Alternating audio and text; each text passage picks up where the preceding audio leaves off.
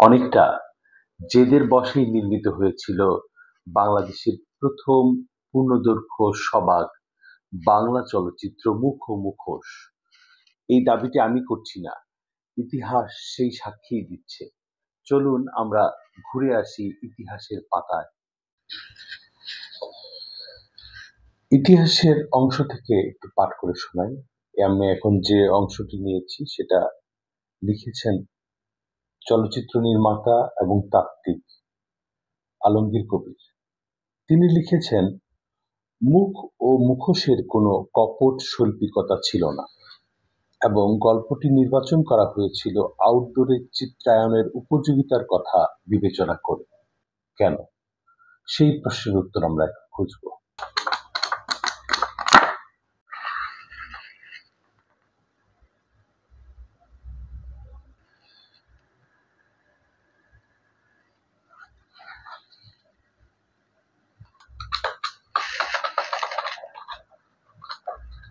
ইতিহাসের পাতায় কিছুক্ষণ হেঁটে আবার ফিরে এলাম মূল ভিডিওতে। আমরা জানতে পারলাম যে চলচ্চিত্রের ইতিহাসে 1953 সাল একটি গুরুত্বপূর্ণ অধ্যায়। এই সময়ে ডক্টর আব্দুস সাদেক নামে একজন সংস্কৃতিমনা মানুষ ঢাকায় অবস্থিত বেশ কিছু সংস্কৃতি কর্মীদের নিয়ে সভা ডাকেন। সেই সভায় তিনি আকস্মিকভাবে প্রশ্ন করেন যে চলচ্চিত্র নিয়ে আপনাদের কোনো ভাবনা আছে কিনা। এই প্রশ্নটি বাংলাদেশের চলচ্চিত্রের জন্য সবচেয়ে সময়োপযোগী একটি প্রশ্ন। তখন পর্যন্ত বাংলাদেশের কোনো চলচ্চিত্র নির্মাণ হয়নি এবং যে ভারত এবং পাকিস্তানের বেশ কিছু চলচ্চিত্র এখানে প্রদর্শিত হতো। সেই বাস্তবতায় এই প্রশ্নটি একটি দিশা হিসেবে কাজ করল। সেখানে আলোচনায় ছিলেন বেশ কিছু হল মালিক, সাংস্কৃতিক ব্যক্তিত্ব এবং আব্দুল জব্বার খান। পরবর্তী সময়ে আমরা জেনেছি যে সেখানে একটি বাকবিতণ্ডে তিনি জড়িয়ে পড়েন। গুলিস্তান সিনেমা হলের অবাঙালি মালিক খান বাহাদুর ফজল আহমেদ একটি প্রশ্ন তুলেন যে বাংলাদেশের আর্দ্র আবহাওয়ায়, অর্থাৎ পূর্ব পাকিস্তানের আর্দ্র আবহাওয়ায় চলচ্চিত্র নির্মাণ সম্ভব নয়। সেই চ্যালেঞ্জটি, অর্থাৎ তিনি অনেকটা জেদের বশেই, এবং তিনি সেখানেই সেই সভাতেই প্রশ্ন করেন এবং প্রশ্ন তুলেন, প্রতিবাদ করেন এবং তর্কে জড়িয়ে পড়েন এবং তিনি চ্যালেঞ্জ করে বলেন যে আগামী 1 বছরের মধ্যেই আমি একটি চলচ্চিত্র নির্মাণ করে দেখাবো যে বাংলাদেশেও চলচ্চিত্র নির্মাণ সম্ভব। মুখ ও মুখোশের যে চিত্রনাট্য, সেটি মূলত আউটডোর শুটিং এর একটি প্ল্যান করেই আব্দুল জব্বার খান করেছিলেন। তার নিজের রচিত ডাকাত নাটক থেকেই তিনি মুখ ও মুখোশের চলচ্চিত্র নির্মাণ প্রক্রিয়া সম্পন্ন করেছিলেন। এবং আমরা জানি যে ঢাকার আশেপাশেই, অর্থাৎ বিভিন্ন জায়গা, এখানে আপনার বুড়িগঙ্গার ওপারের কালীগঞ্জে, এখানে আগারগাঁয়ে, মোহাম্মদপুরের বেশ কিছু অঞ্চলে এবং তুরাগ নদীর পারে, অর্থাৎ অধিকাংশ চলচ্চিত্র শুটিংই হয়েছে আউটডোরে। এবং তিনি এটা প্রমাণ করতে চেয়েছেন যে বাংলাদেশের আর্দ্র আবহাওয়াতেও চলচ্চিত্র নির্মাণ সম্ভব। এই চলচ্চিত্রটি প্রযোজনা করেছেন এবং আমরা জানি যে অনেকগুলো সংকট তাকে মোকাবেলা করতে হয়েছে। তিনি প্রথমত কোনো ধরনের আর্থিক সাহায্য কারো কাছ থেকে পাননি এবং কারিগরি সহায়তার জন্য, অর্থাৎ বাংলাদেশের আবহাওয়ায় বা বাংলাদেশের কোনো শহরেই চলচ্চিত্র নির্মাণ উপযোগী কোনো ক্যামেরা বা এর যে সাউন্ড ডিভাইস কিছুই ছিল না। তিনি কলকাতায় গিয়ে একটি জং পরা আইমো ক্যামেরা কিনে আনেন এবং সেটা 5,000 টাকা দিয়ে সেই সময় সংগ্রহ করেন। এই দীর্ঘ প্রক্রিয়ায় জনাব আব্দুল জব্বার খান আরো অনেক ধরনের সমস্যায় পতিত হন এবং যখন তিনি চলচ্চিত্রের অভিনেতা অভিনেত্রী সংগ্রহ করতে চাচ্ছিলেন, তখন দেখা গেল যে অভিনেতা পাওয়া যাচ্ছে, কিন্তু অভিনেত্রী তিনি খুঁজে পাচ্ছেন না। এবং একটা সময় তিনি সিদ্ধান্ত নিলেন যে পুরুষদেরকেই নারীদের সাজিয়ে তিনি চলচ্চিত্রটি সম্পন্ন করবেন।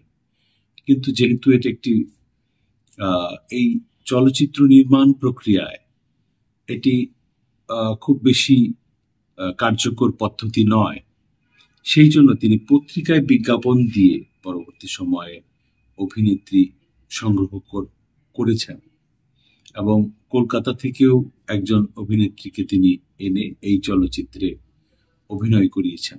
বাংলাদেশের প্রথম বাংলা চলচ্চিত্র, পূর্ণদৈর্ঘ্য বাংলা চলচ্চিত্র এবং সবাক চলচ্চিত্র জনাব আব্দুল জব্বার খান আমাদেরকে উপহার দিয়েছিলেন। ইতিহাসের পাতায় এভাবেই তিনি স্মরণীয় হয়ে থাকবেন।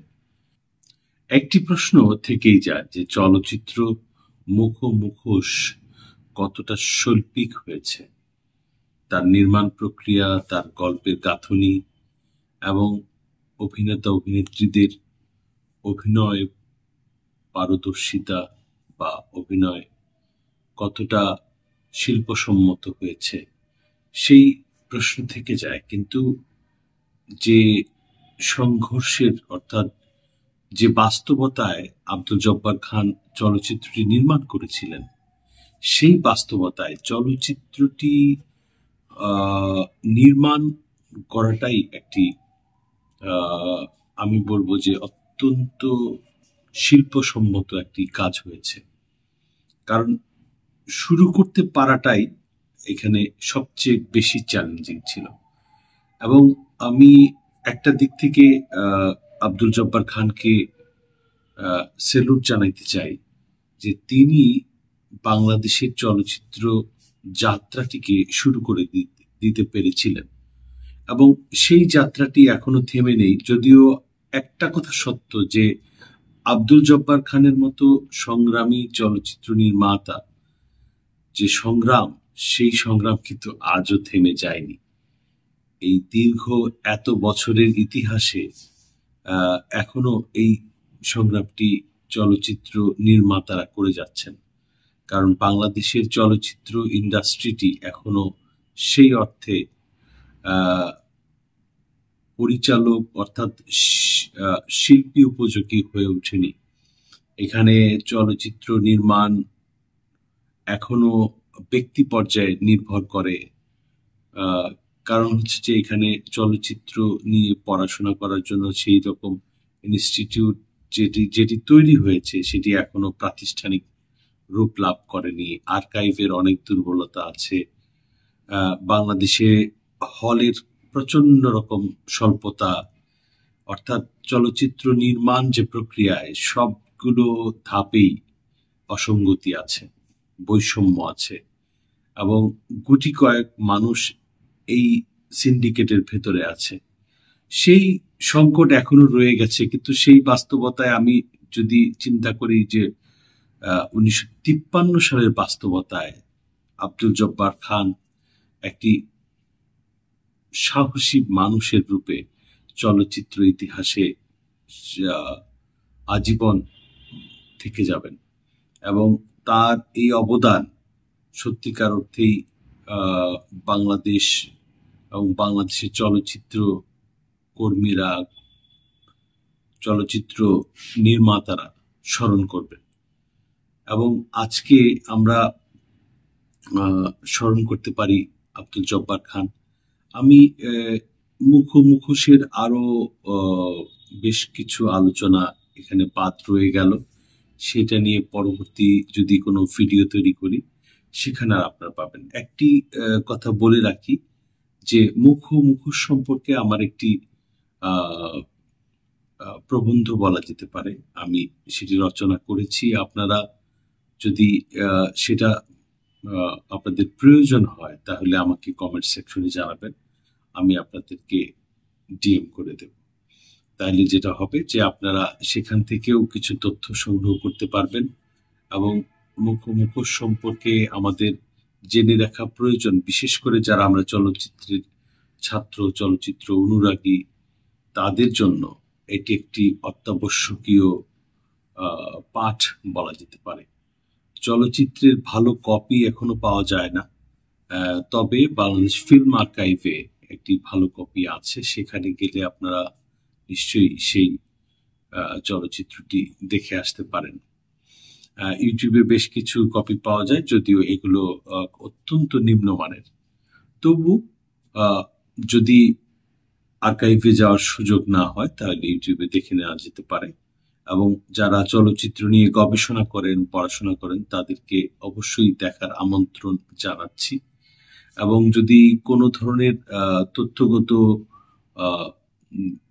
বিষয়ে আপনাদের সাহায্য প্রয়োজন হয়, অথবা আমার এই ভিডিওতে যদি কোনো তথ্য ভুল থাকে বা সংশোধন করার কোনো তথ্য থাকে, তাহলে আমাকে দিয়ে সাহায্য করবেন। আমি নিজেও চলচ্চিত্র নিয়ে পড়াশোনা করি এবং আমিও শিখতে চাই। তো আজকে এ পর্যন্তই। আপনারা ভালো থাকুন, সুস্থ থাকুন। আপনাদের জন্য শুভকামনা।